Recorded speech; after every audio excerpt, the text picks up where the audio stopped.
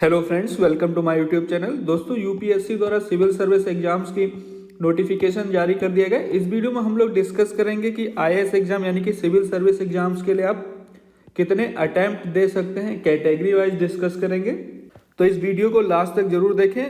तो चलिए स्टार्ट करते हैं। सबसे पहले बात करेंगे कि कितनी बार आप एग्ज़ाम दे सकते हैं। अगर आपने अनरिजर्व कैटेगरी में अप्लाई किया है तो आप 6 बार अप्लाई कर सकते हैं, 6 टाइम, यानी 6 अटैम्प्ट होते हैं आपके पास। लेकिन अगर आप ओबीसी कैटेगरी में अप्लाई करते हैं तो आपके पास 9 अटैम्प्ट होंगे। और अगर आप एससी या फिर आप एसटी कैटेगरी में अप्लाई करते हैं तो आपके पास टोटल, तो आप जो है अपनी अधिकतम एज सीमा तक, जो एज लिमिट है तब तक आप एग्ज़ाम दे सकते हैं, मतलब अनलिमिटेड है, जब तक आपकी एज जो है पूरी नहीं हो जाती। और एज के हिसाब से अटैम्प्ट की बात करें तो एज इसमें आपकी 21 से 32 साल के बीच में है सभी कैटेगरी के लिए।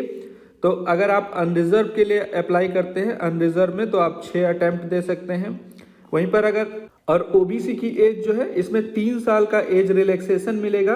32 प्लस 3 35 साल तक वो लोग एग्जाम दे सकते हैं। तो इसमें 3 साल आपके 3 अटैम्प्ट ऐड हो जाएंगे। तो ओबीसी जो है 9 अटैम्प्ट दे सकता है। तो ओबीसी कैटेगरी के कैंडिडेट 9 अटैम्प्ट दे सकते हैं। इसके अलावा एससी एसटी की बात करें तो एससी एसटी कैटेगरी में एज लिमिट में 5 साल की छूट दी जाएगी। तो 32 प्लस 5 बराबर 37, यानी कि 37 साल तक जो है वो जितने अटैम्प्ट चाहे दे सकते हैं, मतलब हर साल एक दे सकते हैं। 21 से लेके 37 तक वो अटैम्प्ट, मतलब हर साल एग्जाम दे सकते हैं।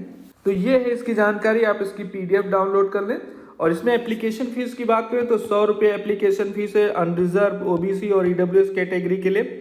बाकी सभी कैटेगरी की वुमेन कैंडिडेट, यानी कि अगर आप एससी एसटी ओबीसी या फिर अनरिजर्व कैटेगरी की फीमेल कैंडिडेट है तो कोई भी फीस नहीं पड़ेगी। और एससी एसटी कैटेगरी के किसी भी कैंडिडेट को एप्लीकेशन फीस नहीं पड़ेगी।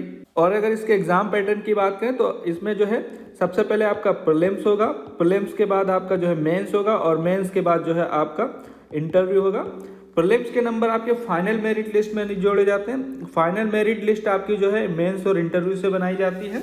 और प्रीलिम्स आपका जो है उसमें 2 पेपर होते हैं। एक पेपर आपका GS1 का होता है, दूसरा जो है CSAT का होता है। GS1 से आप जो है मेंस में जाएंगे, इसकी मेरिट के आधार पर मेंस में जाएंगे। और CSAT का केवल क्वालिफाइंग होता है, इसमें कम से कम 33% नंबर लाने हैं आपको क्वालिफाई करने के लिए। अगर 33% से कम हुए तो आप जो है डिस्क्वालीफाई हो जाएंगे, भले ही आप फर्स्ट पेपर में जो है 100 में 100 अटैम्प्ट करके आएँ और सही के सही। तो जनरल स्टडी जो CSAT का पहला पेपर है उसमें 100 क्वेश्चन पूछे जाएंगे और 200 नंबर के होते हैं। 2 घंटे का टाइम दिया जाता है। और इसमें 1/3 आपकी निगेटिव मार्किंग भी होती है और सारे क्वेश्चन आपके ऑब्जेक्टिव टाइप होते हैं। लेकिन मेंस में जो है डिस्क्रिप्टिव पेपर आएगा। और अगर CSAT की बात करें जिसमें 33% आपके क्वालिफाइंग नंबर है मिनिमम, इसमें भी 80 क्वेश्चन पूछे जाते हैं और 200 नंबर का ये पेपर होता है। 2 घंटे का इसमें भी टाइम दिया जाता है और 1/3 इसमें निगेटिव मार्किंग होगी और ये भी आपके ऑब्जेक्टिव टाइप क्वेश्चन होंगे। इसके बाद जो मेंस होता है, मेंस में 2 तरह से, सबसे पहले क्वालिफाइंग पेपर है, उसके बाद आपका जो मेरिट बनती है वो एग्जाम है। तो क्वालिफाइंग में क्या है, इसमें भी आपको 33% नंबर लाने होंगे तभी आप क्वालिफाई होंगे। ये मिनिमम क्वालिफाइंग मार्क्स हैं। इसमें पेपर ए और पेपर बी होता है। पेपर ए जो है आपका कंपलसरी इंडियन लैंग्वेज का है। आपको कोई एक लैंग्वेज सेलेक्ट करनी, हिंदी, इंग्लिश, कोई भी भाषा। जो 300 नंबर का पेपर होगा और 3 घंटे का उसके लिए आपको टाइम दिया जाएगा। उसके बाद इंग्लिश का पेपर, ये कंपलसरी है सबके लिए, इसमें आप चूज नहीं कर सकते, लेकिन ये 33% आपको इसमें सिर्फ नंबर लाने होंगे। उसके बाद जिन नंबर से आपकी मेरिट बनेगी वो पेपर ये है, पेपर 1, जो कि एसे का है। 250 नंबर का ये पेपर होता है। और सेकेंड पेपर जो है आपका जनरल स्टडीज 1 का होगा, ये भी 250 नंबर का आपका पेपर होता है। और थर्ड पेपर आपका जनरल स्टडीज सेकेंड, इसके अलावा जनरल स्टडीज थर्ड आपका 4th पेपर होगा। पेपर 5 आपका जनरल स्टडीज 4 का होगा। पेपर 6 और 7 आपके ऑप्शनल होंगे। इसमें आप एक सब्जेक्ट सेलेक्ट कर सकते हैं जिसके 2 पेपर होंगे। जैसे कि अगर आप हिस्ट्री सेलेक्ट करते हैं या फिर जियोग्राफी सेलेक्ट करते हैं तो हिस्ट्री का पेपर 1 होगा और हिस्ट्री का पेपर 2 होगा। तो एक सब्जेक्ट उसमें ऑप्शनल में 2 पेपर होंगे।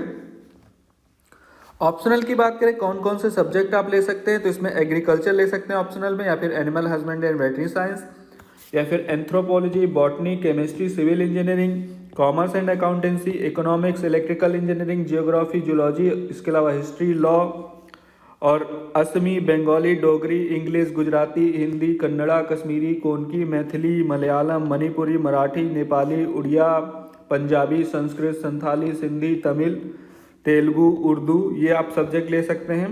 इसके अलावा mathematics, mechanical engineering, medical science, philosophy, physics, political science and international, physiology, public administration, statistic, इसके अलावा जियोलॉजी, ये आप ऑप्शनल सब्जेक्ट ले सकते हैं।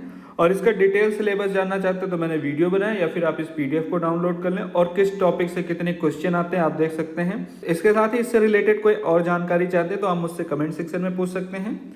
ये वीडियो देखने के लिए और मेरे साथ बने रहने के लिए आपका बहुत बहुत धन्यवाद।